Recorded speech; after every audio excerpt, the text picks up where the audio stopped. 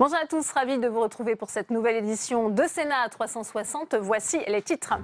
Indignation de la communauté internationale au lendemain de la mort de 59 Palestiniens à Gaza. Ils protestaient contre le transfert de l'ambassade américaine à Jérusalem. Le Conseil de sécurité de l'ONU doit se réunir cet après-midi. Les réactions au Sénat à suivre.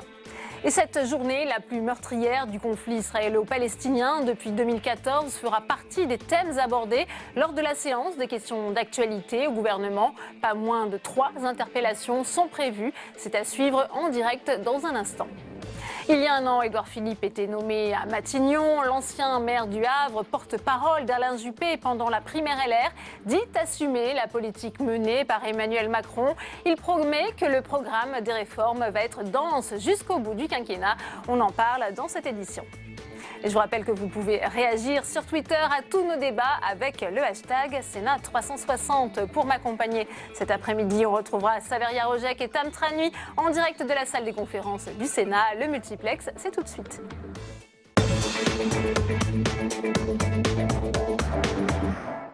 Je vous le disais en titre, 59 Palestiniens sont tombés hier sous les balles des Israéliens à Gaza. Ils manifestaient contre le transfert de l'ambassade des États-Unis de Tel Aviv à Jérusalem. Flora Sauvage.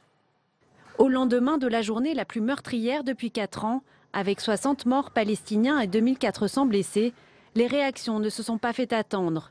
Alors que ce matin se tenaient les funérailles d'un bébé de 8 mois à Gaza, Emmanuel Macron a condamné les violences des forces armées israéliennes contre les manifestants.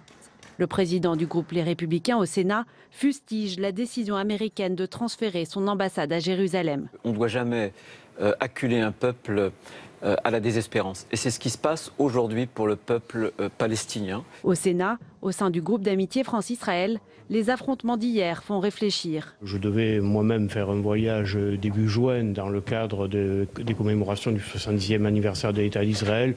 Je ne vous cache pas que dans ces conditions, il n'est pas question que je m'y rende parce que, au-delà de l'amitié profonde que je porte au peuple israélien, je ne cautionne pas les comportements de Netanyahou. Mais les réactions les plus sévères sont venues de la Turquie et de l'Afrique du Sud, qui ont rappelé leurs ambassadeurs en Israël. Le conflit israélo-palestinien nous rappelle notre propre situation, quand nous étions sous le régime de l'apartheid, quand le monde s'est mis derrière l'ANC pour dire au gouvernement de l'Afrique du Sud « Vous êtes allés trop loin ». Londres et Berlin ont réclamé une enquête indépendante sur les événements dans la bande de Gaza, mais les États-Unis ont bloqué cette demande. L'ONG Reporters sans frontières a saisi la Cour pénale internationale concernant des crimes de guerre commis par l'armée israélienne contre des journalistes palestiniens. Et on retrouve Tam Tranui depuis la salle des conférences du Sénat pour une première réaction en direct. À vos côtés, la sénatrice écologiste de Paris, Esther Benbassa.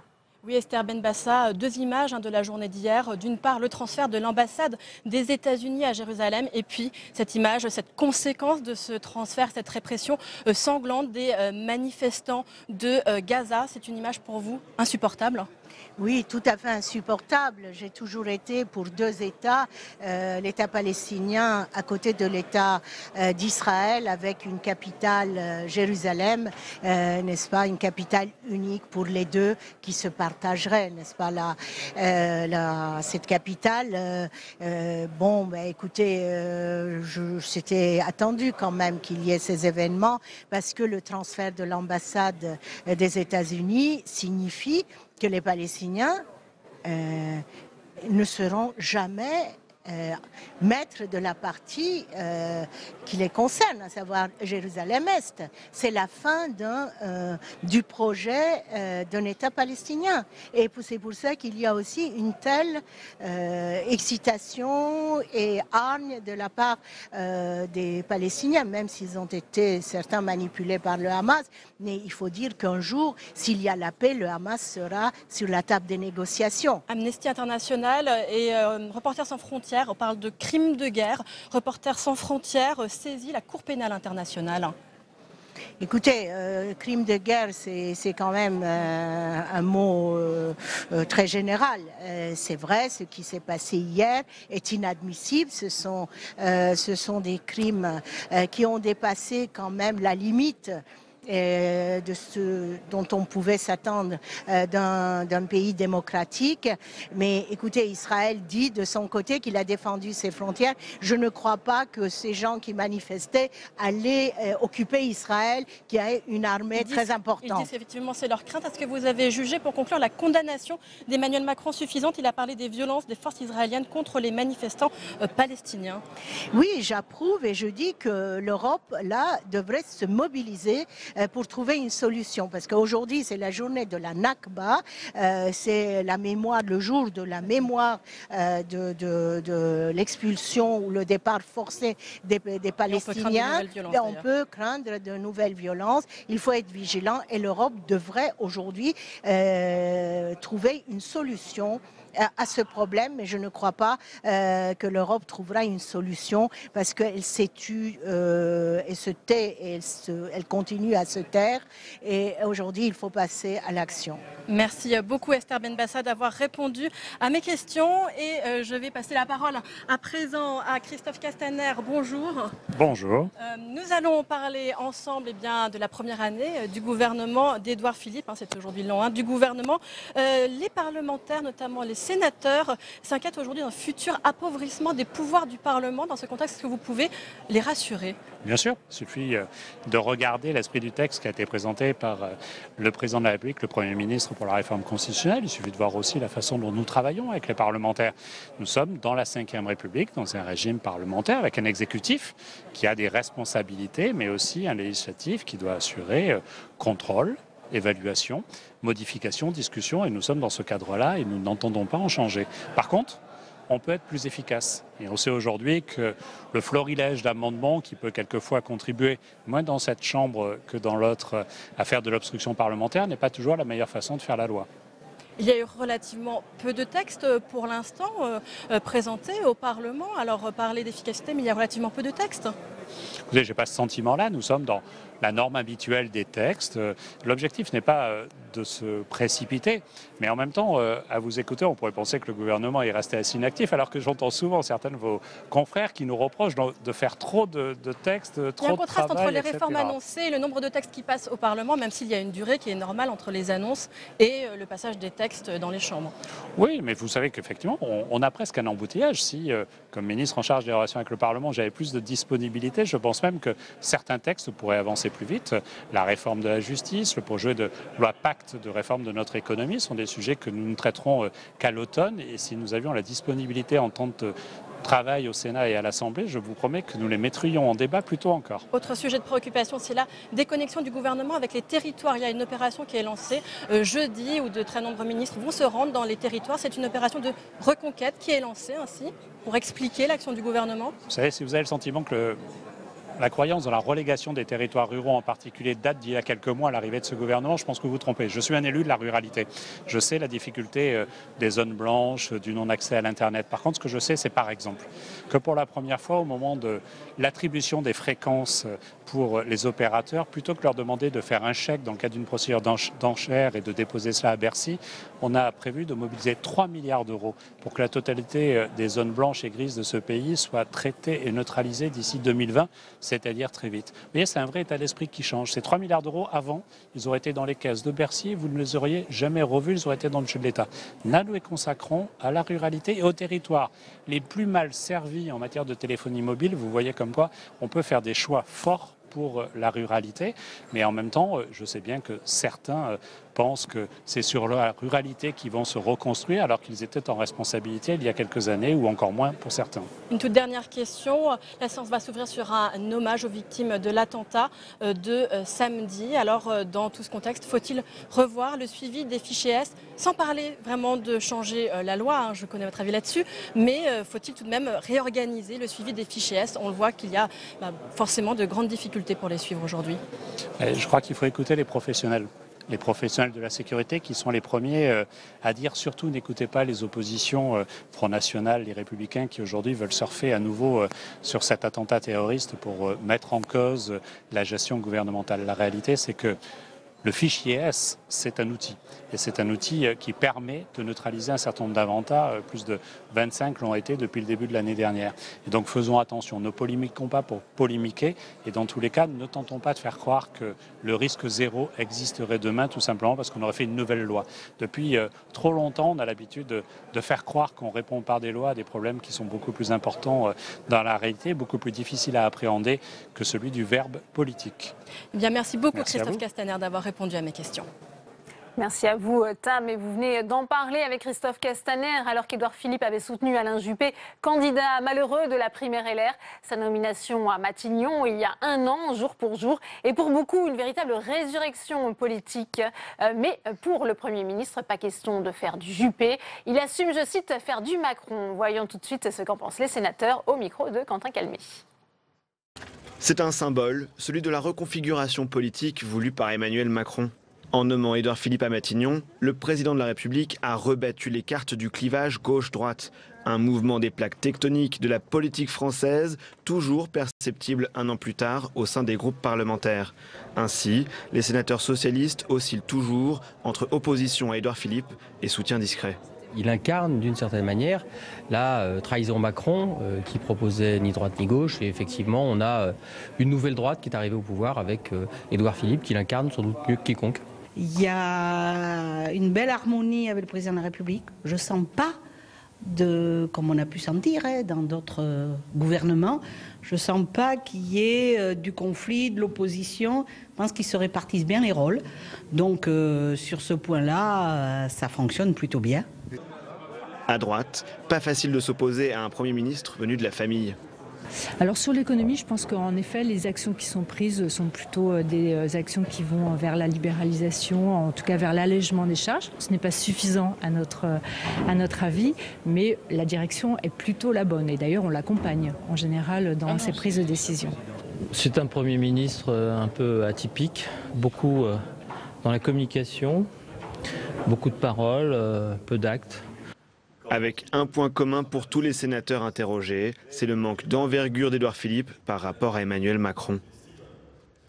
Et on retrouve à nouveau Tam Tranui avec votre invité, Tam. C'est le président de la commission des lois ici au Sénat, le sénateur LR Philippe Bas. Oui, Philippe Bas, dans le contexte terroriste que l'on connaît, vous proposez de renforcer le contrôle parlementaire des services de renseignement. Vous l'avez intégré à la loi de programmation militaire qui sera examinée la semaine prochaine. Quelle carence avez-vous observé? Pourquoi voulez-vous arriver à cela? J'ai présidé la délégation parlementaire au renseignement cette année. J'ai constaté que notre système de contrôle des services de renseignement n'est pas arrivé à maturité. Et j'ai comparé avec d'autres pays comme la Grande-Bretagne, l'Italie, l'Allemagne, qui ont des systèmes plus aboutis. Je demande que la délégation parlementaire au renseignement, qui est assujettie au secret de la défense nationale, bien sûr, ait accès à toute information qu'elle peut demander pour vérifier l'efficacité de nos services. Et j'ai demandé également qu'elle puisse auditionner les agents des services pour se rendre compte de la qualité, bien sûr, du travail. Le contrôle et la confiance peuvent aller de pair. Est-ce que le gouvernement y est favorable, alors dans ce contexte où on sait qu'il veut plutôt affaiblir les pouvoirs du Parlement? Alors, précisément, c'est un bon test. Le président de la République, il nous a réunis à Versailles le 3 juillet dernier, il a dit qu'il faut renforcer le rôle de contrôle du Parlement. C'est d'ailleurs inscrit à l'article 15 de la Déclaration des droits de l'homme. Vous voyez que c'est une exigence qui n'est pas nouvelle. Hein. Eh bien, nous disons à l'État, faites-nous confiance, nous prenons nos responsabilités, mais au nom des Français et sans mettre sur la place publique des informations qui doivent rester secrètes, nous devons avoir accès à ces informations pour vérifier le bon fonctionnement des services. Eh bien, merci beaucoup Philippe Bas d'avoir répondu à mes questions alors que la séance va bientôt commencer. Merci à vous, Tam. Et justement, on retrouve Saveria Roget qui suit cette séance pour nous depuis la tribune de presse de l'hémicycle. Saveria, quel est l'ordre du jour de cette séance? Eh bien, cette séance va tout d'abord commencer par un hommage à la victime de l'attentat de samedi dernier à Paris, attentat au couteau dans le quartier de l'Opéra. Le président du Sénat, Gérard Larcher, va donc prononcer un court hommage, un hommage suivi d'une minute de silence, une minute de de recueillement. Et puis ce sera bien sûr ensuite les questions d'actualité, avec d'ailleurs une question de Jacqueline Eustache-Brinio pour les Républicains sur cet attentat de samedi dernier à Paris. Une question au ministre de l'Intérieur, Gérard Collomb. Alors juste derrière moi, Gérard Larcher, le président du Sénat, a pris place. Les ministres, Édouard Philippe, le Premier ministre, sont installés sur les bancs. Gérard Larcher qui va ouvrir d'une minute à l'autre cette séance. Première séance de questions d'actualité depuis un mois. Je vous l'ai dit, une séance qui va donc commencer par un hommage à la victime qui a péri samedi dernier dans l'attentat de Paris. Et puis ensuite commenceront donc cette séance de questions d'actualité avec ce grand thème d'actualité. Aujourd'hui, la situation dramatique au Proche-Orient, en particulier dans la bande de Gaza, avec tout d'abord, et ce sera d'ailleurs la première question de cette séance, une question du président du groupe centriste au Sénat, Hervé Marseille, une question pour le Premier ministre. Quel poids pour la parole de la France et de l'Europe dans ce dossier? Hier, près de 60 Palestiniens sont morts sous les balles israéliennes. Voilà, la sonnerie vient de retentir. Cette séance va donc commencer et donc débuter par un hommage.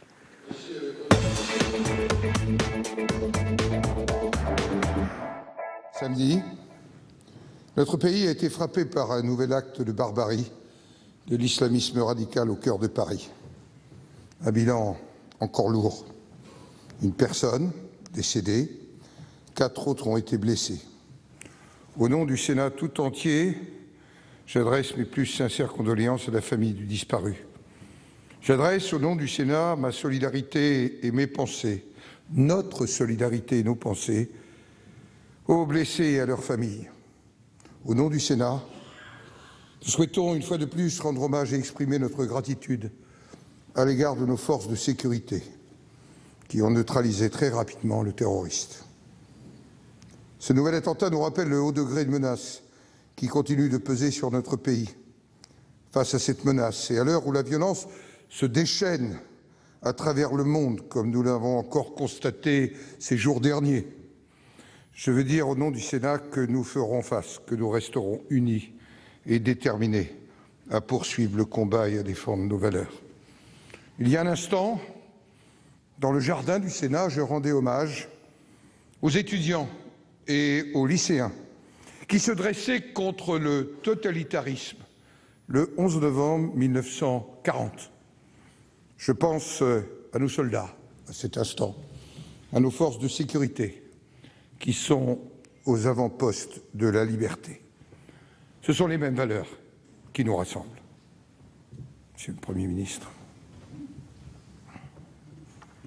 Monsieur le Président, Mesdames et Messieurs les sénateurs, je voudrais, Monsieur le Président, au nom de l'ensemble des membres du gouvernement, m'associer pleinement aux propos que vous venez de tenir, à la pensée que nous adressons aux familles de la victime et des blessés, aux remerciements et à l'hommage que nous rendons aux forces de l'ordre qui, une fois de plus, samedi, ont été exceptionnelles par leur réactivité, la maîtrise de la force, le calme dont ils ont fait preuve. Elles font véritablement honneur à notre pays.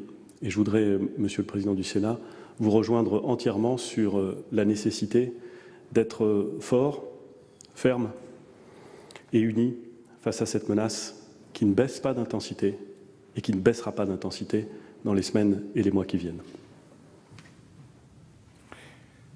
Je vous invite à observer un moment de recueillement en hommage et en pensée aux victimes de cet attentat.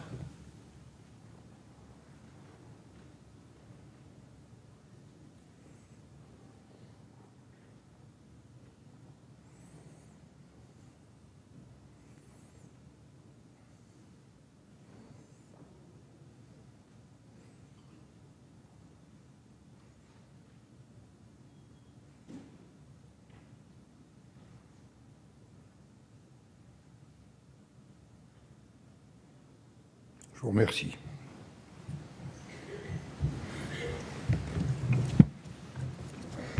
L'ordre du jour appelle, pardonnez-moi cette transition rapide, les questions d'actualité au gouvernement.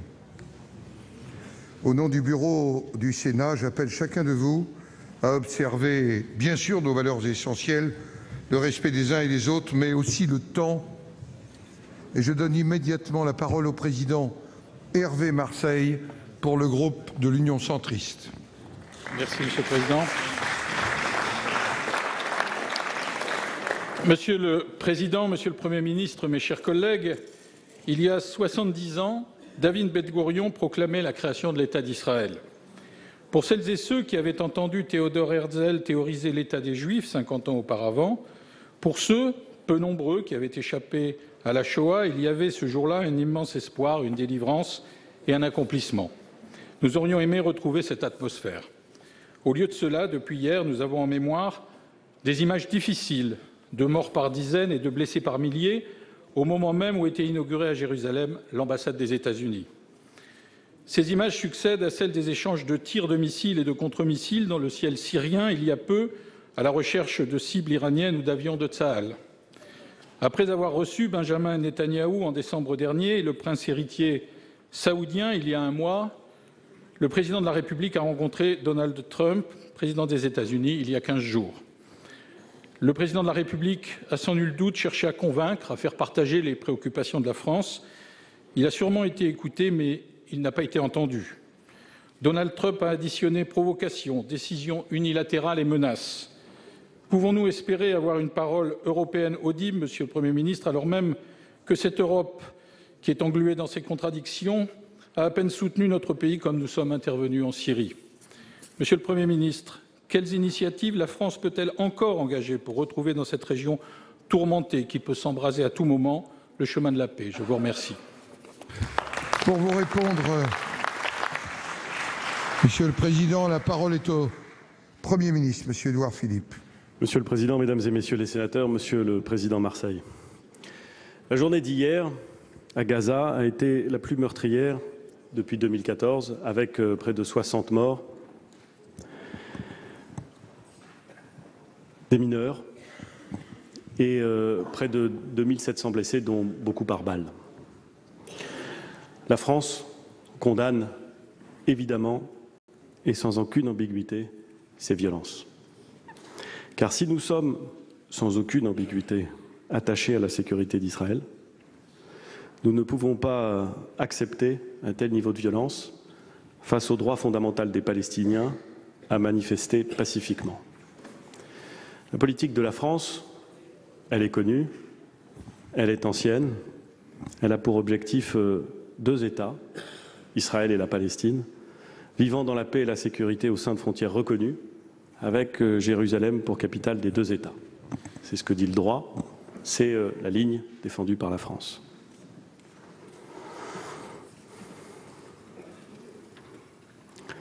Dès hier, le ministre de l'Europe et des Affaires étrangères, le président de la République ensuite, ont rappelé la position de la France et ont multiplié les contacts avec le roi de Jordanie, avec le président Abbas, avec aujourd'hui un contact avec le Premier ministre israélien. Plus largement, sur ce conflit, le président de la République a engagé et souhaite, dans la ligne de ce qu'il défend constamment depuis son élection, discuter avec l'ensemble des partis pour essayer de faire prévaloir la ligne que je viens de rappeler, qui nous semble à la fois la ligne du droit et la ligne sur laquelle on peut construire ensemble un avenir durable. Le Conseil européen qui s'ouvre ce soir à Sofia permettra de réitérer cet attachement, pas seulement de la France, mais de l'ensemble des pays de l'Union européenne, à cette ligne. Vous savez que ce qui a déclenché ces événements, c'est la décision unilatérale prise par les États-Unis de transférer l'ambassade américaine à Jérusalem. Vous savez, Monsieur le Président, que nous sommes en total désaccord avec cette décision. En désaccord sur le fond, en désaccord sur la méthode et en désaccord sur l'opportunité. Nous considérons que cette décision n'apporte rien à la recherche de la solution durable que j'évoquais il y a quelques instants.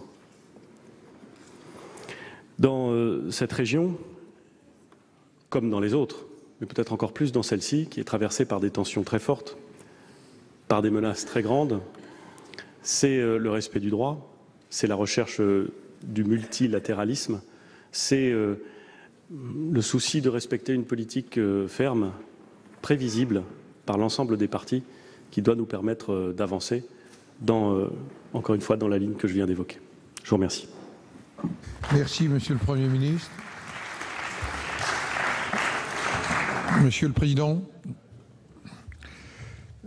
la parole est maintenant à notre collègue Bernard Cazeau pour le groupe La République En Marche. Vous avez la parole. Oui, Monsieur le Président, mes chers collègues, ma question s'adresse au ministère des Affaires étrangères, au ministre des Affaires étrangères. Plusieurs dizaines de milliers de Palestiniens ont manifesté hier contre le transfert de l'ambassade américaine à Jérusalem dans la bande de Gaza, le long de la frontière avec l'État hébreu. Un bilan publié ce matin par les autorités palestiniennes est terrible. 52 morts, 2410 blessés, après des heurts avec l'armée israélienne. Nous sommes au bord du gouffre. Il est urgent d'éviter une nouvelle escalade et d'établir enfin une paix durable. En effet, dans cette région déjà soumise à de fortes tensions, il y a tout à craindre d'une radicalisation et d'une contagion du conflit. Nous savons, Monsieur le Ministre, que la France est très engagée dans la recherche d'une solution politique et qu'elle soutient la cause du peuple palestinien, dont les aspirations sont légitimes, mais aussi le droit d'Israël à la sécurité. Hier, le président français a exprimé sa désapprobation à l'encontre de la décision américaine d'ouvrir une ambassade à Jérusalem dans le contexte sensible du 70e anniversaire de l'indépendance d'Israël et de la commémoration de l'exil pour de nombreuses familles palestiniennes. Il a appelé tous les responsables à la modération et à l'apaisement et a insisté sur la nécessité que les manifestations des prochains jours demeurent pacifiques.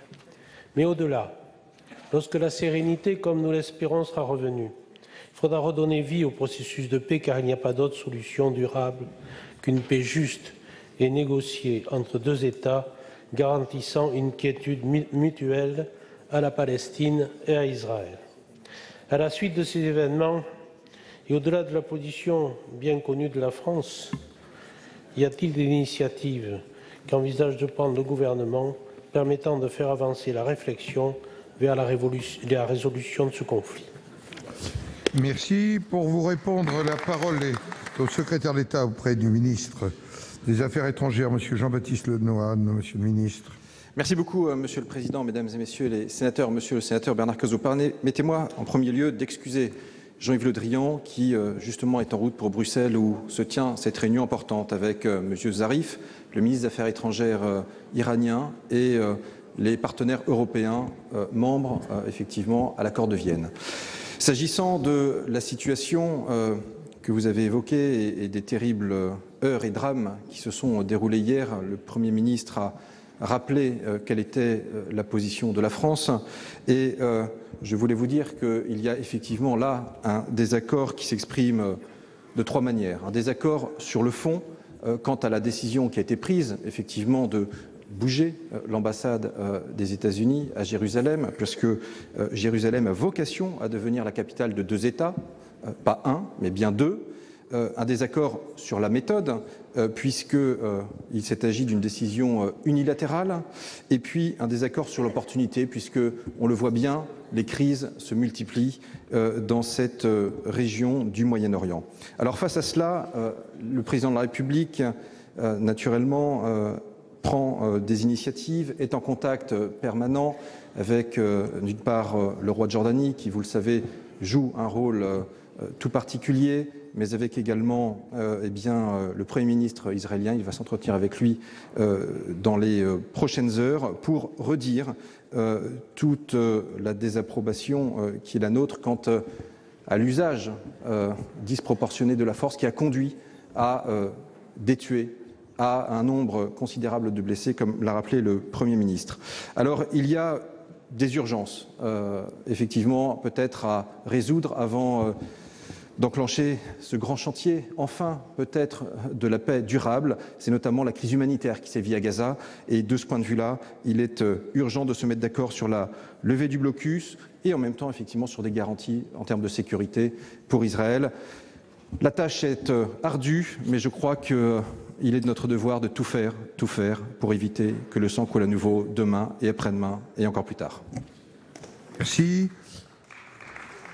La parole est à notre collègue Madame Véronique Guillotin pour le groupe du Rassemblement démocratique et social européen. Vous avez la parole, mes chers collègues. D'accord. Désolée, mais ça commence mal. Désolée. Monsieur le Président, chers collègues, ma question s'adresse à Madame la Ministre des Solidarités et de la Santé. Madame la Ministre, vous avez réuni hier les représentants des médecins urgentistes afin de lancer une concertation sur les moyens d'améliorer efficacement et humainement la régulation des appels d'urgence et des soins. Cette initiative intervient à la suite du décès de Naomi Musenga, fin décembre à Strasbourg, dont nous connaissons tous les circonstances dramatiques. Sur les réseaux sociaux, des témoignages relatent des expériences malheureuses avec les services du SAMU. Pour autant, il ne s'agit pas de généraliser. Et il est important de rappeler que dans l'immense majorité des cas, les appels conduisent à une prise en charge rapide et efficace dans le respect du patient. Les assistants de régulation et les médecins urgentistes font un travail difficile, sous tension, traitant jusqu'à 700 appels par jour. C'est justement parce qu'il s'agit d'une mission primordiale, avec un nombre d'appels en augmentation qui nécessite une réponse humanisée, le tout dans le cadre d'une légitime exigence de sécurité qu'il nous appartient de moderniser ce service pour tendre vers une prise en charge homogène et optimale pour les patients, bien sûr, et en toute sécurité pour les professionnels. D'abord, une formation diplômante des opérateurs est à envisager, comme le préconise un rapport de mes collègues Laurence Cohen et René-Paul Savary, publié en juillet dernier. Trop souvent, les assistants de régulation médicale se retrouvent en première ligne, sans formation et sans expérience suffisante. Ensuite, la création d'un numéro unique pour toutes les urgences a été évoquée. Elle permettrait une meilleure lisibilité pour les patients et une plus grande efficience des services, réduisant ainsi le temps entre l'appel et l'intervention. Enfin, le sujet est complexe et je sais que le gouvernement peine à trouver des réponses sur ce sujet, mais la question de l'optimisation des moyens doit être abordée. 30 millions d'appels sont traités chaque année et ce chiffre augmente régulièrement. Aussi, je souhaiterais, Madame la Ministre, connaître votre position sur ces sujets, ainsi que les décisions que vous comptez prendre dans l'objectif de toujours améliorer ce service dédié aux urgences. Je vous remercie. Pour vous répondre, la parole est à Madame la Ministre des Solidarités et de la Santé, Madame Agnès Buzyn. Merci. Merci, Monsieur le Président, Mesdames et Messieurs les sénateurs, Madame la sénatrice Véronique Guillotin. Vous avez très bien, effectivement, résumé la situation qui fait suite à cet événement dramatique de Strasbourg et qui révèle un certain nombre de dysfonctionnements au sein du SAMU, même si, on doit le reconnaître, les SAMU aujourd'hui en France traitent 25 millions d'appels par an, avec dans la très grande majorité des cas un service exemplaire, et on l'a encore vu lors de l'attentat de samedi à Paris. Donc nous devons rétablir la confiance des Français et surtout qu'elle ne soit jamais entamée face à ce service public de très grande qualité qui nous est envié. J'ai donc pris deux décisions, je m'en suis d'ailleurs entretenue avec la famille de Madame Musenga. D'abord de diligenter une mission de l'IGAS, une enquête de l'IGAS flash, de façon à faire toute la lumière sur cette affaire, à vérifier où est la chaîne de responsabilité, à la fois en termes de traitement de l'appel, donc de l'erreur médicale, mais en termes de remontée d'informations, puisque cet événement indésirable très grave n'a pas été signalé au CHU et à l'Agence régionale de santé. Ce rapport, bien entendu, sera livré à la justice et sera remis à la famille. Nous tirerons les conclusions qui doivent être tirées de ces observations. Par ailleurs, j'ai convoqué les médecins urgentistes pour décider d'un plan d'action. Ils étaient évidemment tout à fait volontaires pour améliorer le service rendu à nos concitoyens. Nous avons listé 3 pistes de travail. D'abord, la formation des opérateurs, avec peut-être une formation diplômante telle que le préconisait le rapport de Mme Cohen et de M. Savary. Deuxièmement, un travail sur les procédures, de façon à les compléter et vérifier qu'elles sont réellement appliquées. Et un travail d'assurance qualité de ces services qui, aujourd'hui, ne répondent pas aux procédures habituelles d'assurance qualité des services hospitaliers. J'ai demandé aux urgentistes qu'ils me remettent une feuille de route le 1er juillet prochain pour mettre en œuvre ces dispositions. Et par ailleurs, vous avez raison, une réflexion est en cours avec Monsieur le ministre de l'Intérieur, ministre d'État Gérard Collomb, sur un numéro unique d'appel. Nous avions commandité un rapport de l'IGA et de l'IGAS en janvier de cette année. Ce rapport doit nous être remis avant l'été pour voir si nous devons aller vers un numéro unique qui a des avantages mais qui a également des inconvénients. Et donc nous verrons évidemment comment agir face aux conclusions de ce rapport. Je vous remercie, Madame la sénatrice. Pardon. Merci, Madame la Ministre. La parole est maintenant à notre collègue Christine Pruneau pour le groupe communiste, républicain, citoyen et écologiste. Vous avez la parole. Merci, Monsieur le Président. Je dois dire que je suis très satisfaite de voir que le problème en Palestine a été évoqué par deux de mes collègues pour essayer de trouver une solution ou du moins s'interroger sur ce conflit en Palestine. En effet, 59 morts, plus peut-être à ce jour, et 2400 blessés, voilà l'effroyable issue des événements d'hier à Gaza. La révolte du peuple palestinien, des pierres contre des armes, est justifiée par rapport à toutes les provocations de l'État israélien. Provocations alimentées par les États-Unis, avec l'installation de leur ambassade à Jérusalem. Une simple demande de retenue, Monsieur le Ministre, et une simple condamnation des violences ne nous suffisent pas de la part de notre gouvernement. Nous sommes, Monsieur le Ministre, face à un conflit insupportable. La communauté internationale, l'Europe, la France doivent sanctionner lourdement cet État israélien, toujours impuni jusqu'à présent et qui est loin de respecter le droit dont vous venez de parler. Vous avez su dénoncer le transfert de l'ambassade des États-Unis à Jérusalem, ici dans cet hémicycle. C'est très bien. Mais il est temps maintenant d'agir fermement contre les exactions de l'État d'Israël. Il s'agit aujourd'hui d'arrêter le massacre des jeunes Palestiniens, de les mettre sous la protection de l'ONU, d'abroger le blocus de Gaza et de reconnaître enfin l'État palestinien. Cette reconnaissance, Monsieur le Ministre, est loin d'être symbolique. Et elle servirait à la solution des deux États, Palestine, Israël. C'est une solution politique, Monsieur le Ministre. Elle demande du courage et nous attendons votre position sur cette dernière question. Je vous remercie. Pour vous répondre, la parole est au secrétaire d'État auprès du ministre des Affaires étrangères, Monsieur Lemoyne. Vous avez la parole. Merci beaucoup, Monsieur le Président, Mesdames et Messieurs les sénateurs et les sénatrices. Madame la sénatrice, il faut du courage et il va falloir de la ténacité. Parce que il ne va pas échapper que ça fait plusieurs décennies, hélas, que les drames se nouent dans cette région du Moyen-Orient. Et jusqu'à maintenant, hélas, la solution définitive n'a pu être trouvée sur le terrain. Je dis sur le terrain parce que le droit international, lui, est clair, pose un certain nombre de principes que la communauté internationale a donc adoptés à travers un certain nombre de résolutions du Conseil de sécurité de l'ONU. Et il est important que ces résolutions entrent pleinement en vigueur. Et compte tenu de tout ce qui s'est passé, naturellement, il y a une condamnation, pas une simple condamnation, Madame la sénatrice, une condamnation ferme, parce que ce qui s'est passé, naturellement, relève de violences des forces armées qui sont naturellement disproportionnées, démesurées. Et la France a rappelé constamment aux autorités israéliennes leur devoir qui est de protéger les civils. Le président de la République le redira au Premier ministre Benyamin Netanyahou. Rien ne saurait justifier ce niveau de violence.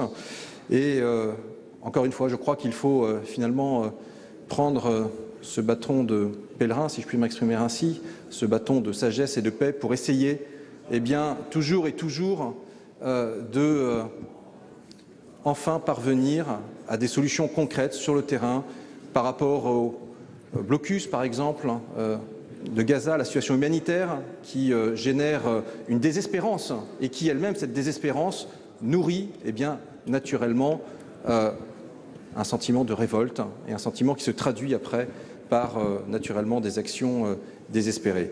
Je crois que hier soir, le Sénat accueillait 25 leaders pour la paix sous l'égide du président Larcher et de Jean-Pierre Raffarin. Je crois que nous aurons besoin de tous ces leaders et de vous toutes et tous pour porter cette parole de paix. Je vous remercie. Merci, Monsieur le Ministre. La parole est maintenant à notre collègue Claude Raynal pour le groupe socialiste et républicain.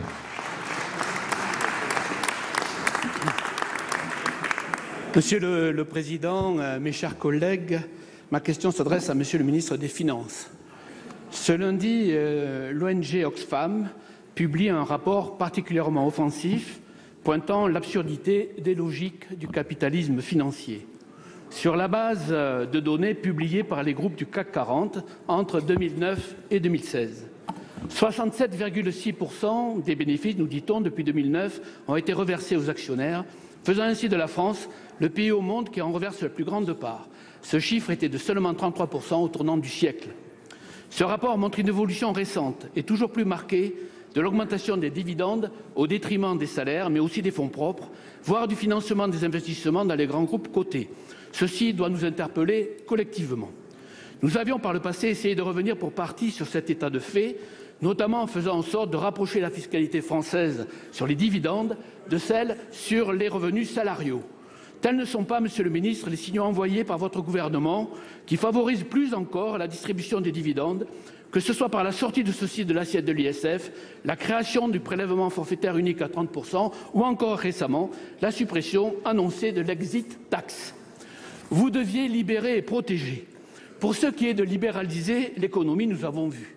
Protéger les salariés, protéger la capacité d'investissement et les fonds propres des entreprises, protéger même, en un sens, l'économie de marché elle-même contre elle-même. Voilà les objectifs que vous pourriez vous fixer à l'avenir, Monsieur le Ministre. Vous vous dites favorable à l'intéressement et à la participation. Ne pourrions-nous pas, par exemple, lier ceci à la politique de distribution des dividendes? Nous le verrons dans la loi Pacte et peut-être nous avancerons en ce sens. Monsieur le ministre, au fond, êtes-vous prêt à sortir de votre fascination pour le modèle libéral anglo-saxon, pour promouvoir le modèle rénant de l'entreprise allemande? On nous parle souvent de l'Allemagne. Et qui privilégie le long terme sur le retour immédiat sur investissement et donner enfin ainsi un contenu concret à ce qui n'est aujourd'hui qu'un concept, la protection des salariés. Je vous remercie. Pour vous répondre, la parole est au ministre de l'économie et des finances, Bruno Le Maire. Je vous rassure, monsieur le sénateur, je n'ai aucune autre fascination que pour le modèle économique français fondé sur la rémunération du travail et du risque. Mais si nous en sommes arrivés là, si nous avons aujourd'hui cette rémunération des dividendes, c'est parce que nous n'avons pas d'actionnariat national suffisamment stable et solide. Et parce que la fiscalité était pénalisante, parce que la fiscalité sur les dividendes est trop élevée, eh bien, nous sommes obligés d'aller chercher des actionnaires étrangers qui réclament un niveau de rémunération de leurs dividendes plus élevé. Eh bien, nous mettons en place une fiscalité attractive pour développer un actionnariat national français indépendant, pour développer l'actionnariat dans les PME, dans les entreprises de taille intermédiaire et pour développer l'actionnariat salarié. Vous devriez nous rejoindre sur cette politique d'indépendance économique. Quant à ce que vous dites sur la rémunération comparée des dividendes et des salaires, permettez-moi de vous dire que l'INSEE, que je crois peut-être plus objectif qu'Oxfam en la matière, dit exactement le contraire. Le rapport qu'elle a publié établit que la rémunération des salaires sur la même période a été plus élevée que la rémunération des dividendes. Oxfam ou INSEE, choisissez votre référence. Pour moi, ce sera l'INSEE. Quant à la rémunération du travail, c'est toute la politique que nous menons avec le Premier ministre et avec le Président de la République. Nous voulons des salariés mieux rémunérés. Nous voulons que le travail paye. Nous voulons que les salariés, les travailleurs, les employés en aient pour leur travail et leur engagement au service de l'entreprise. Ce n'est pas des paroles, ce sont des actes. C'est la suppression des cotisations salariales sur l'assurance maladie et sur l'assurance chômage, plus de salaire pour les salariés. C'est la suppression du forfait social. Vous l'avez augmenté. Nous le supprimons sur les entreprises de moins de 750 salariés. Mais vous avez appauvri les salariés en augmentant le forfait social à 20%. Nous allons mieux rémunérer les salariés en supprimant le forfait social sur les entreprises de moins de 750 salariés. Vous avez supprimé tous les allégements de charges supplémentaires. Eh bien, nous, avec le Premier ministre, nous allons supprimer les cotisations sociales sur les heures supplémentaires, là aussi, pour mieux rémunérer les salariés et faire en sorte que le travail paye. La parole est maintenant à Emmanuel Capus pour le groupe Les Indépendants République et Territoires. Monsieur le sénateur, pour 2 minutes. Merci, Monsieur le Président. Monsieur le ministre, mardi dernier, Donald Trump a annoncé le retrait des États-Unis de l'accord sur le nucléaire iranien. Immédiatement, le département du Trésor a annoncé le rétablissement des sanctions économiques sous 3 à 6 mois pour toutes les entreprises qui travailleraient avec l'Iran. En application du droit américain, toute entreprise, américaine ou non, qui passera outre ne pourra plus exercer son activité aux États-Unis et sera sanctionnée de façon prohibitive. Si ces sanctions devaient s'appliquer à nos entreprises, ce serait une menace économique inacceptable pour les entreprises françaises qui opèrent en Iran. Ce serait une atteinte directe à notre souveraineté et à nos intérêts nationaux. Nos entreprises paient déjà depuis trop longtemps le prix de l'extraterritorialité du droit américain. Je pense bien sûr à l'amende de 9 milliards de dollars acquittée en 2014 par BNP. Je pense aussi aux affaires Alstom, Total, Crédit Agricole et j'en passe. Au total, depuis 2008, les entreprises européennes ont payé plus de 20 milliards de dollars d'amende à la justice américaine. Aujourd'hui, Monsieur le Ministre, ce ne sont pas seulement nos grands groupes comme Airbus, Renault ou Accor qui sont menacés, ce sont également nos PME et nos entreprises de taille intermédiaire qui font l'objet d'un chantage économique inacceptable. Benjamin Constant disait qu'il vaut mieux souffrir de l'oppression de ses ennemis que rougir des excès de ses alliés. Les États-Unis sont nos alliés. Ce sont nos amis même depuis leur naissance. Mais ça ne veut pas dire que nous devons tout accepter, au contraire. Ma question, Monsieur le Ministre, est donc simple. Quelles initiatives comptez-vous prendre au niveau national, mais aussi européen, pour mieux protéger nos entreprises, nos banques et faire respecter notre souveraineté économique? Pour vous répondre, la parole est à Monsieur Bruno Le Maire, ministre de l'Économie et des Finances. Et Monsieur le sénateur, vous avez parfaitement raison. Les sanctions extraterritoriales américaines sont inacceptables. Elles sont contraires au principe du libre commerce et elles touchent directement les intérêts économiques des alliés des États-Unis, la France et les autres pays européens. Nous avons donc pris 2 initiatives avec Jean-Yves Le Drian et avec Jean-Baptiste Lemoyne. La première, c'est de recevoir ce matin toutes les entreprises françaises qui sont implantées en Iran pour les assurer de la détermination totale du Premier ministre, du Président de la République, de l'ensemble du gouvernement à défendre leurs intérêts pour qu'elles puissent continuer à exercer leurs activités en Iran. J'ai eu l'occasion de m'entretenir avec le secrétaire au Trésor américain pour lui demander des exemptions, des délais supplémentaires et le respect des contrats qui ont été conclus de bonne foi dans le cadre de l'accord avec l'Iran par les entreprises françaises implantées sur ce territoire. La deuxième initiative, elle est européenne. Avec mon collègue allemand, avec mon collègue britannique, nous travaillons actuellement à une initiative européenne qui viserait à demander à la Commission européenne de prendre 3 décisions. Et nous en appelons à la Commission européenne pour prendre rapidement ces 3 décisions. La première, c'est le renforcement du règlement de 1996 pour inclure l'Iran dans le cadre de ce règlement qui protège les intérêts économiques européens. La deuxième décision, c'est nous doter d'une institution financière indépendante qui permette à l'Europe de faire librement du commerce où elle le veut, quand elle le veut, sans dépendre des institutions financières américaines. Et la troisième, c'est nous doter d'une institution comparable à ce qui existe aux États-Unis qui nous permet de faire respecter les règles européennes partout à travers la planète. La question qui se joue en Iran, c'est une question grave, monsieur le sénateur. Qu'est-ce que veut l'Europe? La vassalisation ou la souveraineté économique? Eh bien, avec le président de la République et avec tout le gouvernement, avec le Premier ministre, nous défendrons la souveraineté économique européenne. Merci. La parole est maintenant notre collègue Jacqueline Eustache-Brinio pour le groupe Les Républicains. Et vous respectez bien les 2 minutes. Monsieur le Président, Mesdames et Messieurs les ministres, mes chers collègues, ma question s'adresse à Monsieur le Premier ministre. Monsieur le Premier ministre, dimanche, la barbarie islamiste a volé la vie d'un jeune homme de 29 ans. L'horreur se répète, un attentat de plus qui a donné lieu à de grandes et belles phrases. Un philosophe a parlé de sidération rituelle. La consternation et les indignations légitimes ne sont plus suffisantes.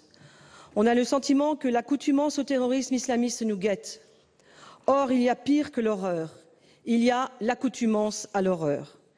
Les réponses au terrorisme sont bien sûr techniques. La qualité du travail des forces de l'ordre et du renseignement mérite d'être saluée. Mais une vraie réponse passe aussi et surtout si l'on veut agir à long terme par un réarmement moral et culturel de notre pays. Elle passe par la désignation claire et sans ambiguïté des causes et des racines du mal. Nous ne gagnerons la guerre contre l'État islamique, contre l'islam radical, contre l'islam politique, que si nous avons le courage et la volonté d'imposer partout et toujours nos valeurs républicaines. Nous ne réglerons pas la question des attentats si nous laissons des quartiers entiers de notre territoire échapper aux lois de la République. L'urgence est de lutter avec fermeté, sans faille, contre une certaine police de la pensée qui entrave notre liberté et conduit certains esprits vers l'islam radical. Ne pensez-vous pas, Monsieur le Premier ministre, qu'il est temps pour la France de déclarer l'état d'urgence culturelle et morale? Pour vous répondre, la parole est à Monsieur le ministre d'État, ministre de l'Intérieur, Monsieur Gérard Collomb. Monsieur le Président, Mesdames et Messieurs les sénateurs, Madame la sénatrice Jacqueline Eustache-Brinio.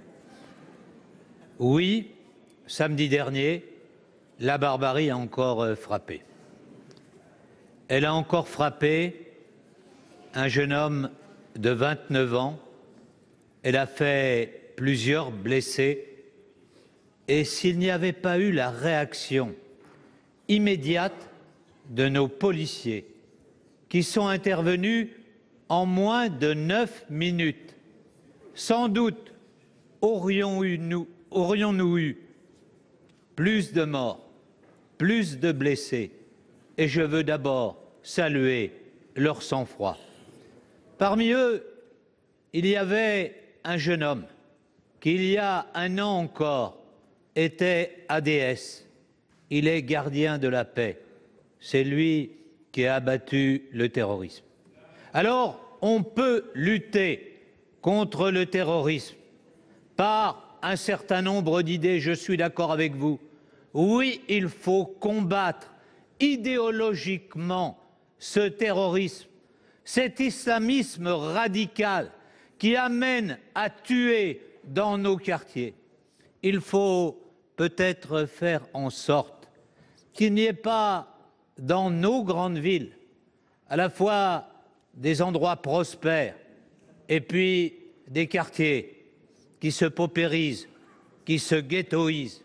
Parce que, à force de vivre côte à côte, on finit un jour par vivre face à face. Alors oui, la lutte doit être menée sur tous les plans, à la fois par l'action policière et en même temps par l'action culturelle, par la bataille intellectuelle, et c'est tous ensemble que nous devons la gagner. Madame Eustache-Brinio. Monsieur le ministre, lorsque Madame la ministre Marlène Schiappa déclare que l'absence de femmes dans les cafés de certains quartiers est une manifestation de machisme, elle refuse de voir la réalité. De même, ne pas parler d'attentats islamistes comme l'a fait dans son tweet le président de la République m'interroge. C'est pourtant l'islam radical qui impose la loi et sa loi. Aucun accommodement ne doit être toléré vis-à-vis de la radicalisation islamiste, mais pour cela, faut-il encore avoir le courage de la nommer. Merci. La parole est maintenant à notre collègue Joël Labbé pour le groupe du Rassemblement démocratique et social européen. Vous avez la parole. Monsieur le Président, Mesdames, Messieurs les ministres, mes chers collègues, ma question s'adresse à Monsieur le ministre de l'Agriculture. Elle concerne les mortalités catastrophiques qui touchent en ce moment les abeilles. Il y a 10 jours, j'étais avec les apiculteurs bretons à Rennes à l'arrivée d'un convoi mortuaire organisé pour alerter sur les pertes massives de colonies. Les chiffres parlent d'eux-mêmes. 20 000 colonies en Bretagne, 3 000 sur le département de la Dordogne, 1 000 sur le département de Charente, pour n'en citer que quelques-uns. Sachant que la perte moyenne pour chaque ruche s'élève à 400 €, je vous laisse imaginer la détresse à la fois économique et humaine que rencontrent nos apiculteurs. Aussi, Monsieur le ministre, ma question est double. Un plan d'urgence va-t-il être déclenché en soutien aux apiculteurs pour compenser les pertes de marge brute et aider à reconstituer les cheptels? D'autre part, à un niveau plus structurel, les causes de ces mortalités sont connues. Elles sont en grande partie liées à notre modèle agricole intensif basé sur l'agrochimie. Dans ce contexte, Monsieur le ministre, quelles mesures le gouvernement va-t-il mettre en place pour assurer et accélérer la transition de notre agriculture? Monsieur le ministre de l'Agriculture et de l'Alimentation, Monsieur Stéphane Travert, vous répondez à Monsieur Labbé. Merci Monsieur le Président. Mesdames, Messieurs les sénateurs, Monsieur le sénateur Joël Labbé, vous avez raison, les apiculteurs bretons et d'ailleurs ont récemment fait état d'une situation sanitaire dégradée dans leurs ruchers en sortie d'hiver. Les dispositifs de surveillance dont disposent actuellement les pouvoirs publics ne permettent pas de corroborer une généralisation de cette dégradation, mais permettez, il est incontestable aujourd'hui de reconnaître qu'à l'issue d'une enquête menée en sortie d'hiver 2018 par le GIE Élevage Bretagne, que certains apiculteurs sont dans une situation sanitaire préoccupante. Et fin 2017, l'État a mis en place, sous forme d'un pilote en Bretagne et Pays de Loire, un observatoire des mortalités et des affaiblissements de l'abeille mellifère, l'OMA. L'objectif ici est de mieux prendre en compte la situation sanitaire et d'identifier les facteurs de risque. Tous les apiculteurs bretons ayant constaté des mortalités ou des affaiblissements dans leurs ruchers sont invités à les déclarer au guichet unique qui a été mis en place et cette déclaration déclenchera, Monsieur le Sénateur, une visite vétérinaire. Les résultats de la première année de fonctionnement de l'Observatoire seront présentés lors du dernier trimestre 2018. D'ores et déjà, il convient de réfléchir aux perspectives d'amélioration du protocole de surveillance. C'est une priorité, c'est la priorité de la filière que nous devons aborder avec l'Institut technique de l'abeille que nous avons redressé ces derniers temps et vous le savez.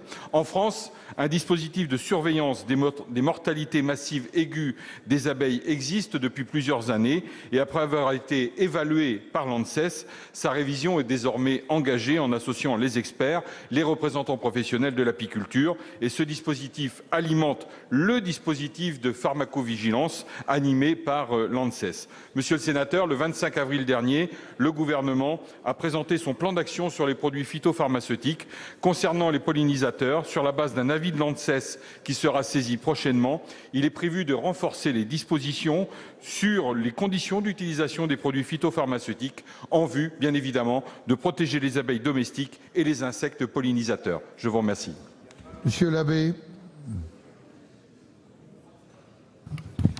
Oui, merci, Monsieur le Ministre. Donc vous parlez des abeilles et simplement des abeilles. Derrière les abeilles, il y a l'ensemble du monde des pollinisateurs, l'ensemble du monde des insectes, l'ensemble du monde des oiseaux, des vers de terre, enfin la vie du sol et tout notre écosystème qui est mis à mal.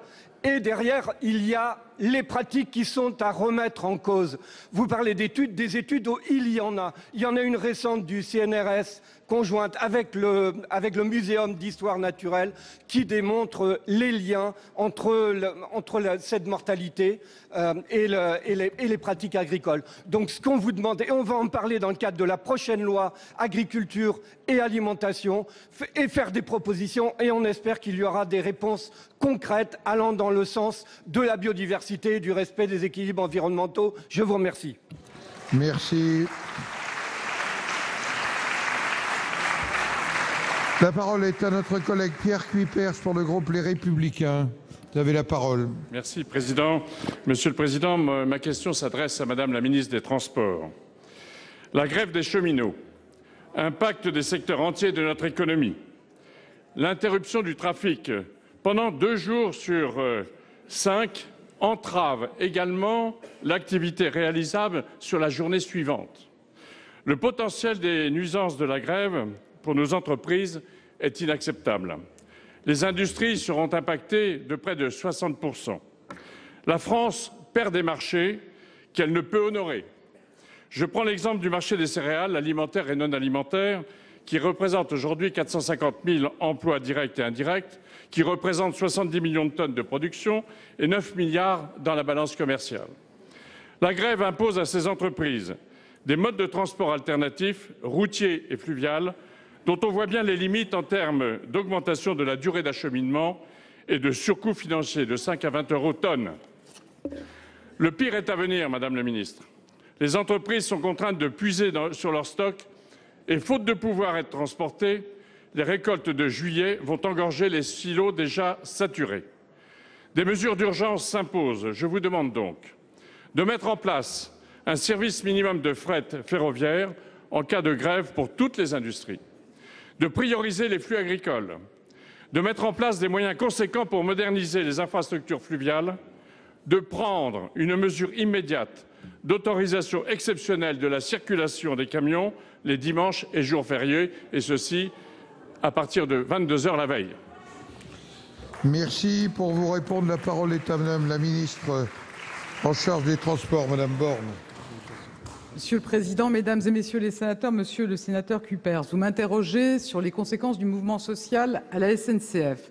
Alors j'ai eu à plusieurs reprises l'occasion de souligner le caractère très pénalisant de cette grève pour les voyageurs, mais effectivement les conséquences pour notre activité économique, notamment nos activités agricoles, mais aussi sidérurgiques, matériaux de construction, sont peut-être moins visibles, mais tout aussi réelles. Et effectivement, le fret ferroviaire et les activités économiques qui en dépendent payent un lourd tribut à cette grève.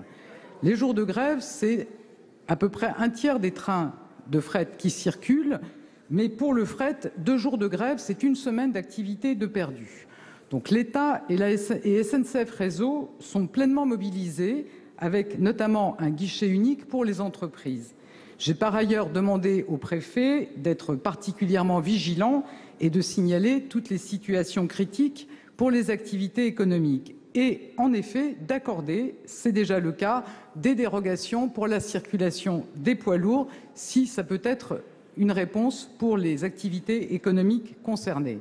Alors les organisations syndicales nous parlent souvent de la nécessité de relancer le fret ferroviaire. J'y travaille, comme le Premier ministre l'a demandé le 16 avril dernier, avec la conviction que c'était effectivement une réponse importante pour le changement, la lutte contre le changement climatique, pour la sécurité routière, puisqu'un train de fret en plus, c'est 50 camions de moins. Mais chacun doit prendre ses responsabilités, car il y a un paradoxe à plaider une relance du fret ferroviaire et à le fragiliser, comme c'est le cas du conflit actuel. Je vous remercie. Monsieur Cuypers. Madame le ministre, votre réponse ne me satisfait pas pleinement, parce que je pense que vous ne mesurez pas l'urgence dans laquelle la situation économique de ces entreprises se trouve, à la veille également d'activités fortes cet été. Des mesures d'urgence s'imposent et les agriculteurs comme les industriels attendent des décisions de votre part, je dis bien des décisions de votre part tout de suite, pour ne pas pénaliser un secteur économique qui, jusqu'à présent, était considéré comme un fleuron de l'économie de notre pays. Une mauvaise gestion de cette crise et des décisions trop tardives seront irréversibles. N'ajoutez pas, Madame la ministre, une crise à la crise. Merci. La parole est maintenant à notre collègue Frédérique Puissat pour le groupe Les Républicains. Vous avez la parole, ma chère collègue. Monsieur le Président, Mesdames, Messieurs, chers collègues, ma question s'adresse à Monsieur le ministre de l'Éducation nationale. Monsieur le ministre, Par décret du 27 juin 2017, vous proposiez un élargissement du champ des dérogations à l'organisation de la semaine dans les écoles maternelles et primaires, permettant aux directeurs académiques, sur proposition conjointe d'une commune et d'un ou plusieurs conseils d'école, d'autoriser des adaptations à l'organisation de la semaine sur 4 jours. Plusieurs élus ont fait le choix de différer leurs décisions en 2018 et tombent donc actuellement les décisions de vos services et avec elles souvent les élus de leur chaise. En effet, et nonobstant les décisions des conseils municipaux et de certains conseils d'école qui pour la plupart s'appuient sur des consultations de parents, nonobstant les enjeux territoriaux avec souvent des PEDT qui harmonisaient des pratiques, nous assistons aujourd'hui à une véritable cacophonie locale avec des élus et parents désemparés qui vont à la rentrée devoir faire face sur un même territoire à des écoles à 4 jours, d'autres à 4 jours et demi avec un même service enfance-jeunesse. Des parents d'élèves qui vont devoir faire face dans le même regroupement pédagogique à une école à 4 jours en maternelle et à 4 jours et demi en primaire. Des élus avec une double peine, des charges budgétaires qu'ils n'avaient pas prévues au regard des décisions d'un ou plusieurs conseils d'école, mais surtout au regard d'une baisse des dotations de l'État qui est aujourd'hui une évidence et que nous ne cesserons de rappeler. Mes questions, Monsieur le ministre, sont donc simples. Dès lors qu'un décideur payeur n'aura pas été écouté, comment l'État assumera la charge décidée par ses seuls soins?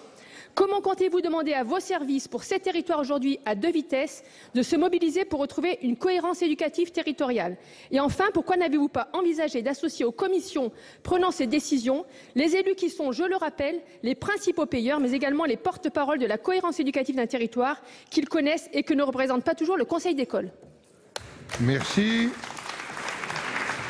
La parole est au ministre de l'Éducation nationale, Jean-Michel Blanquer. Monsieur le Président, Mesdames et Messieurs les sénateurs, Madame la sénatrice Frédérique Puissat, je suis un peu surpris par votre façon de présenter les choses et je n'attendais pas de votre banc que vienne un reproche concernant la liberté laissée aux autorités locales et tout simplement au terrain de pouvoir choisir les rythmes scolaires. Il me semblait au contraire que c'est ce qui était réclamé par beaucoup d'entre eux. D'ailleurs, les enquêtes que nous faisons de satisfaction sur cette mesure dépassent les 80%. Aujourd'hui, vous le savez, depuis la dernière rentrée, c'est près de 40% des communes qui ont fait ce choix. Et pour la rentrée prochaine, c'est de nouveau entre 30 et 40% de communes supplémentaires qui le feront. Nous savons que nous partons d'une situation qui était très négative, pour lesquelles vous formuliez des reproches. Cette situation négative était très inégalitaire. Elle amenait seulement 40% des élèves à avoir des activités périscolaires. Et elle amenait surtout de très grandes inégalités de situation. Il n'y avait pas d'homogénéité dans la situation antérieure. Ce que nous avons fait, c'est conforter ce qui allait bien et changer ce qui n'allait pas. Et laisser la possibilité aux acteurs de terrain de choisir cela.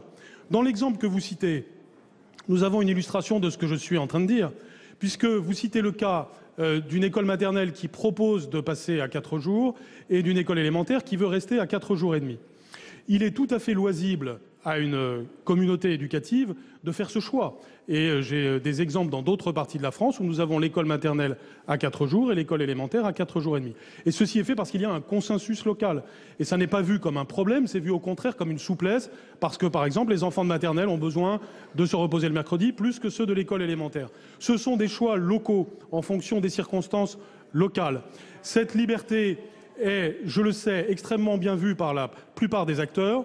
Dans le cas que vous citez, la DAZEN a fait le choix de reconsulter. Nous sommes donc dans un cas de figure de démocratie locale très fort, pour essayer de retrouver un consensus sur 4 jours ou sur 4 jours et demi, ou si cela est souhaité par les acteurs, d'avoir 4 jours pour l'école maternelle et 4 jours et demi pour l'école élémentaire. Encore une fois, c'est une mesure de liberté largement plébiscitée par les acteurs de terrain. Madame Puissat. Monsieur le ministre, la liberté dont vous parlez est une pseudo-liberté.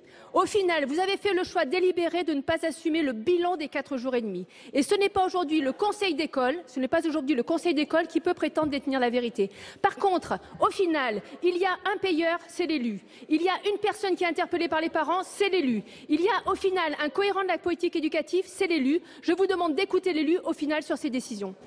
Merci.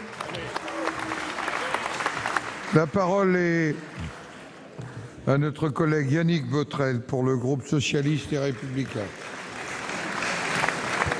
Bien. Monsieur le Président, ma question s'adresse à Monsieur le ministre de l'Intérieur et concerne l'évolution des dotations aux collectivités qui viennent, il y a peu, d'être notifiées par les services de l'État. Lors d'une intervention télévisée récente, c'était lors de sa visite à Berduis, le président de la République a déclaré qu'en 2018, le montant des dotations attribuées aux collectivités ne subirait pas de baisse et même connaîtrait une augmentation légère, il est vrai. Il a affirmé également que les communes verraient le maintien de leurs dotations. Je ne conteste absolument pas la première affirmation. L'enveloppe des dotations connaît cette année une augmentation légère. La seconde affirmation s'avère plus hasardeuse et de nombreux maires peuvent en porter témoignage. Au dire d'experts, 47% des communes constatent une baisse de leur DGF qui peut parfois être importante, c'est-à-dire supérieure à 15%. La DSR en particulier subit une érosion, voire une chute sensible, sans qu'aucune explication claire ne soit donnée. Or, ces communes n'ont pas vu changer leur situation intrinsèque dans la plupart des cas, du moins si je me réfère à la situation du département des Côtes-d'Armor. Pire, la démonstration est faite désormais qu'au sein des nouvelles intercommunalités, très agrandies, les communes les plus pauvres se trouvent ponctionnées et les plus riches sont gagnantes. Curieuse conception de la péréquation et de la redistribution. À ce stade donc, aucune explication n'est fournie et le constat est fait qu'au plus haut niveau des services de l'État, de portée générale, on ne communique pas les éléments qui permettraient de comprendre le mécanisme d'évolution des dotations en jeu. Monsieur le ministre, ma question est donc double. Êtes-vous déterminé à faire en sorte que la plus grande clarté soit faite et que les éléments de compréhension et d'analyse de ces évolutions des dotations soient accessibles aux élus et à leurs associations? Quelles corrections sont envisageables afin d'empêcher les redistributions sans cause réelle auxquelles on assiste et à rétablir une DSR plus équitable? Quelles sont vos intentions à ce sujet? Car il en va aussi de la crédibilité de la parole de l'État. Je vous remercie. Pour vous répondre, la parole est à Madame la ministre, auprès du ministre d'État, ministre de l'Intérieur, Madame Gourault. Vous avez la parole. Monsieur le sénateur, cher Yannick Botrel, vous m'interrogez sur la péréquation, enfin sur la DGF et sur la péréquation, bien sûr, entre les collectivités territoriales, qui, vous le savez, est un objectif à valeur constitutionnelle. Ce principe est bien sûr au cœur de la DGF et il faut savoir que dans la DGF, et vous le savez très bien, il y a deux parts, la part forfaitaire et la part péréquatrice, et que, en gros, la part péréquatrice représente moitié du montant total, c'est-à-dire qu'il y a une répartition après à peu près moitié-moitié. Vous m'interrogez particulièrement sur la DSR. En effet, vous savez que le gouvernement a choisi le renforcement cette année de la péréquation, puisque c'est 200 millions en 2018, plus 200 millions en 2018. Bien sûr, c'est ce qui a été voté dans la loi de finances par le Parlement. La DSR elle-même augmente de 80 millions d'euros. Bien sûr, cette DSR est répartie en fonction d'un certain nombre de critères. Et vous le savez très bien, elle est destinée aux communes de moins de 10 000 habitants, disposant d'un potentiel fiscal par habitant inférieur au double du potentiel financier par habitant moyen. On enregistre en effet des sorties et des entrées, bien évidemment. Et vous avez notamment dans votre département des communes comme Luçon ou Lambesc qui ont dépassé 10 000 habitants et qui donc sont sorties de la répartition de l'ASR. Les 37 autres sortantes de votre département ont toutes des populations inférieures à 5 000 habitants et deviennent inéligibles en fonction de leur potentiel financier. C'est un peu technique, je sais, mais vous le savez parfaitement aussi. Pour les communes, bien sûr, qui sont plus importantes que 10 000 habitants, vous avez aussi la DSU pour ceux qui ont des quartiers difficiles.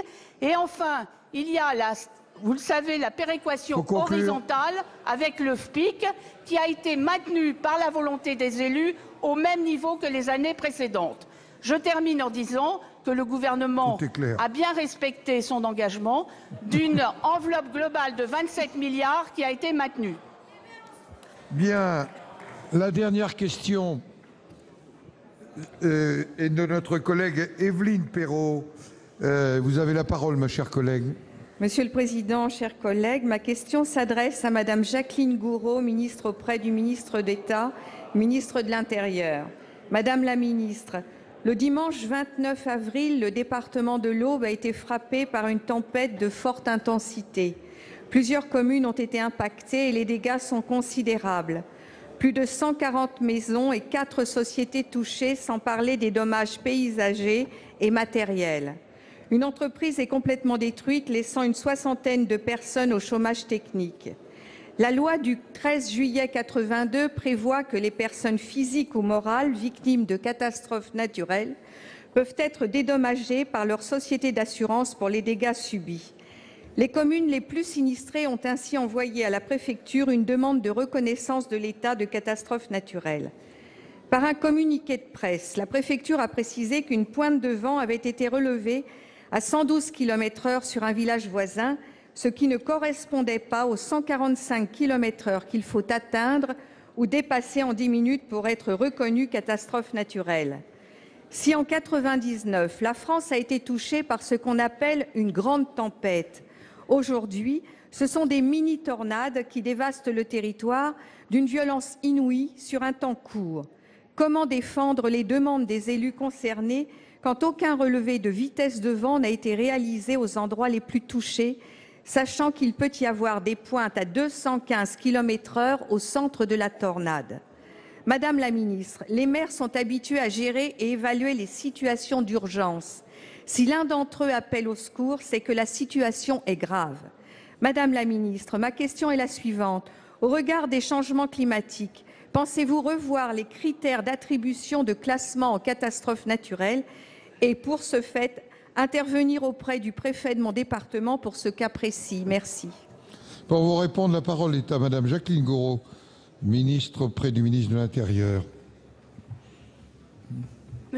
Merci, Monsieur le Président. Mesdames et Messieurs les sénateurs, Madame la sénatrice Évelyne Perrot, vous m'interrogez donc sur les conditions de mobilisation de la garantie catastrophe naturelle en cas de dégâts provoqués par les tempêtes. Je tiens d'abord à vous confirmer les informations qui vous ont été communiquées par les services de la préfecture de l'Aube. Les dégâts provoqués par le vent sur des biens assurables entrent dans le champ de la garantie catastrophe naturelle seulement lorsqu'ils atteignent certaines vitesses caractéristiques. C'est le code des assurances. C'est-à-dire lorsque les vents maximaux de surface enregistrés ou estimés dépassent 145 km/h. Les vents qui ont frappé le département de l'Aube le 29 avril dernier ne réunissaient pas ces caractéristiques, me fait savoir la préfecture. En revanche, les particuliers et les entreprises sinistrées, victimes de vents violents, seront indemnisés dans le cadre de leur assurance, sans qu'il ne soit besoin au préalable d'une reconnaissance de l'état de catastrophe naturelle. Les effets des vents violents sont couverts par les contrats d'assurance au titre de la garantie qui s'appelle TNG, c'est-à-dire tempête, neige et grêle. Les contrats d'assurance habitation garantissant les dommages d'incendie ou tout autre dommage à des biens situés en France métropolitaine, je précise bien métropolitaine, couvrent en effet obligatoirement les effets du vent dus aux tempêtes avec des vents supérieurs à 100 km/h. Par ailleurs, les entreprises dont les activités ont été perturbées par les épisodes de vent et qui bénéficient d'une garantie perte d'exploitation peuvent être aussi indemnisées par leur assurance.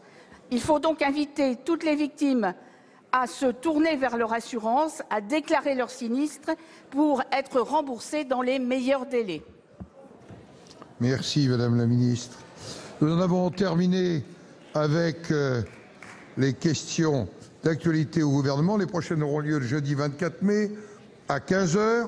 Je vais suspendre la séance. Elle sera reprise à 18h05 pour l'examen de la proposition de résolution invitant le gouvernement à prendre en compte la situation, je cite, des Américains accidentels.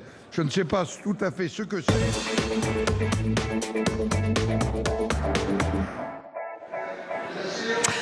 Voilà donc pour cette séance de questions d'actualité, séance qui vient tout juste de s'achever avec bien sûr un grand thème d'actualité aujourd'hui, la situation dramatique à Gaza, situation dramatique depuis hier avec la première question du président du groupe centriste au Sénat Hervé Marseille à Édouard Philippe, au Premier ministre. Quel poids pour la parole de la France et de l'Europe dans ce dossier dramatique? La France condamne sans aucune ambiguïté ces violences. La politique française est connue, ancienne, elle a pour objectif 2 États avec une capitale pour ces 2 États, Jérusalem comme capitale de ces 2 États. C'est ce qu'a rappelé fermement le Premier ministre Édouard Philippe. Et puis autre question, toujours sur ces événements meurtriers, précisément sur les initiatives que pourrait prendre Paris, que pourrait prendre la France dans ce dossier. C'est Jean-Baptiste Lemoyne qui a répondu et non Jean-Yves Le Drian, le ministre des Affaires étrangères, étant retenu à Bruxelles pour une réunion justement sur la situation à Gaza. Il est de notre devoir de tout faire pour que le sang ne coule pas de nouveau dans cette région, a répondu le secrétaire d'État. Des violences disproportionnées, rien ne saurait justifier ce niveau de violence, a rappelé fermement Jean-Baptiste Lemoyne. Voilà donc pour cette séance de questions d'actualité qui vient tout juste de s'achever il y a quelques instants. Merci à vous, Saveria. On continue l'analyse et le décryptage de cette séance avec mon invité sur ce plateau. J'ai le plaisir de recevoir Michel Boutant. Bonjour, merci d'être avec nous. Vous êtes sénateur socialiste de la Charente. Vous êtes membre de la Commission des Affaires étrangères et de la Défense. Et on a vu cette séance marquée par l'actualité meurtrière, sanglante à Gaza. On a vu plusieurs interpellations du gouvernement sur le sujet. Est-ce que vous avez été satisfait par la réponse du Premier ministre Édouard Philippe? Je comprends la difficulté de la réponse. L'État d'Israël fête cette année ses 70 ans d'existence. Et la question, pour autant, n'est toujours pas réglée, même 70 ans plus tard.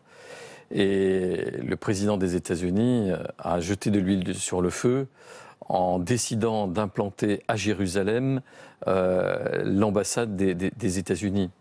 Et donc, en faisant cela, il s'attire les foudres des Palestiniens, bien sûr, qui considèrent Jérusalem-Est comme faisant partie intégrante de la Palestine, même si aujourd'hui cette partie de la ville est occupée par Israël.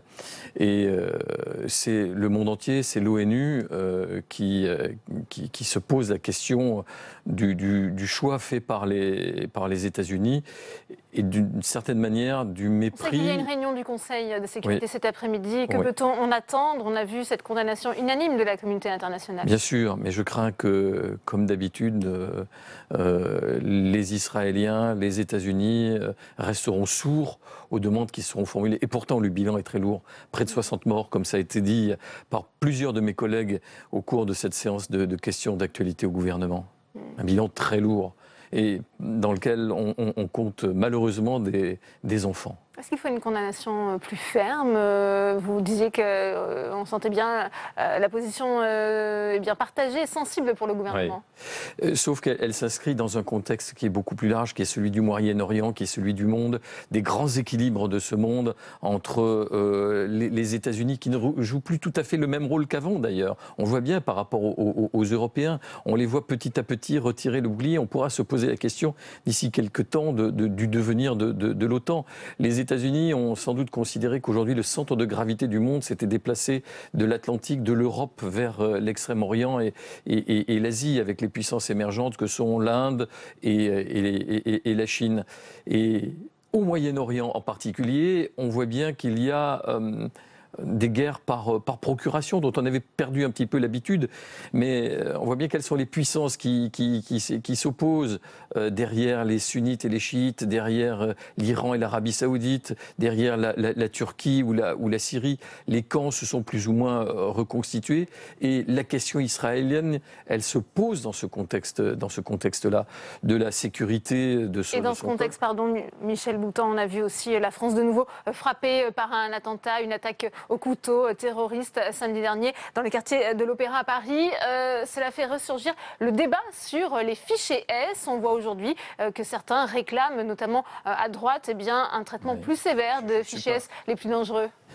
Je ne suis pas surpris. Laurent Wauquiez avait déjà demandé il y a quelques semaines ou quelques mois que les fichiers S puissent être enfermés, ce qui est au regard du nombre, ce qui n'est pas possible. Alors il se peut que parmi eux, effectivement, certains glissent et commettent un acte comme celui-ci. D'ailleurs, on peut penser qu'il se développera encore plus, puisque les bases arrières de Daesh, quand même, n'existent plus aujourd'hui en Syrie ou en Irak. Et par conséquent, ça va être des actes isolés. Mais comment peut-on fouiller la conscience et l'esprit d'un homme pour savoir quel est le crime qu'il va commettre ou ne pas commettre? Donc pas de rétention préventive, c'est pourtant ce que pense le sénateur Hervé Maurey. On va l'écouter, il répondait aux questions de Tam Tranui.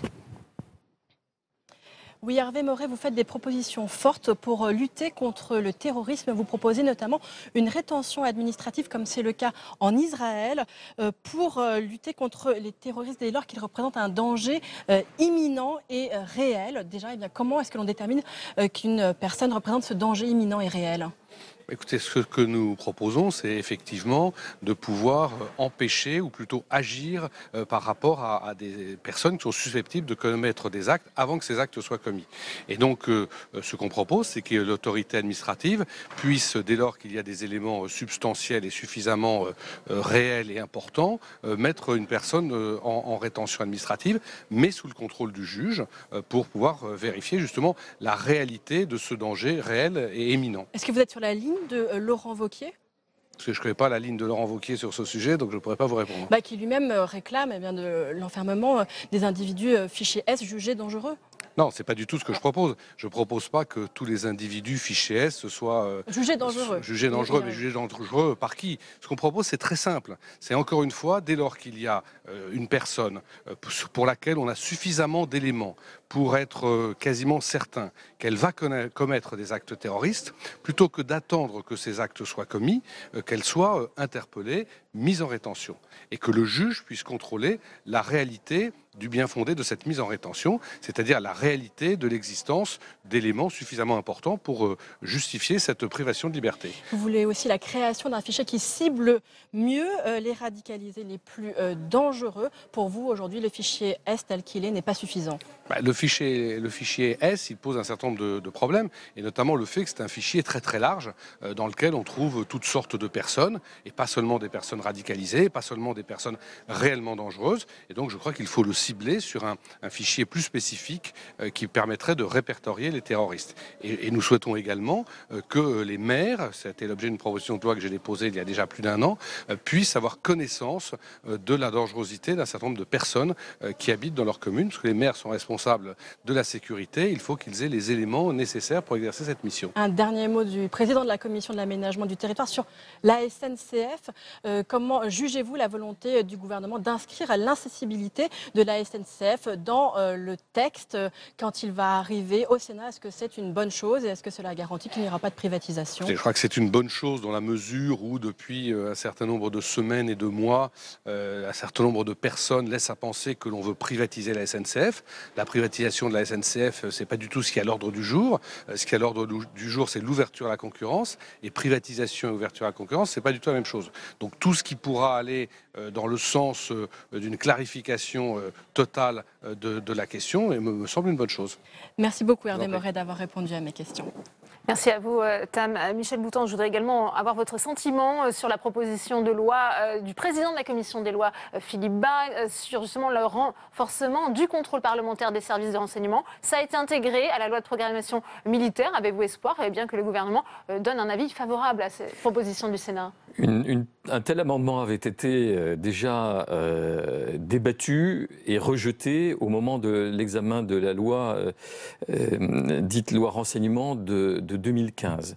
Elle consiste à permettre à la délégation parlementaire au renseignement de ne pas interroger simplement le directeur général de tel service de renseignement du premier cercle, mais également de pouvoir interroger un certain nombre de ses collaborateurs, surtout lorsque la DPR se déplace comme elle. Il y a un problème de secret défense, c'est ça aujourd'hui? Alors, Les membres de la DPR sont habilités au secret défense, donc c'est pas... La DPR, c'est la délégation parlementaire au renseignement, excusez-moi, oui.